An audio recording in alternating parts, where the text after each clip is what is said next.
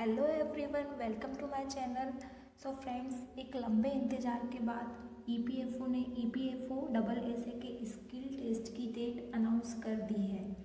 तो दोस्तों 25 दिसंबर 2020 को ईपीएफओ का फेज़ 3 यानी कि स्किल टेस्ट होना है।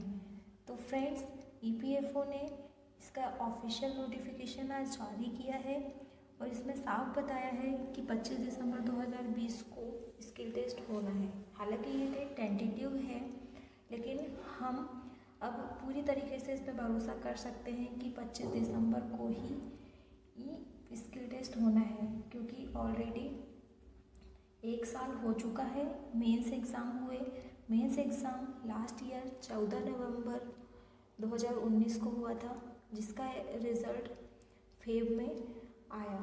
एंड अब पूरे 1 साल बाद स्किल टेस्ट होने जा रहा है, तो अब कोई चांस नहीं है कि स्किल टेस्ट टले।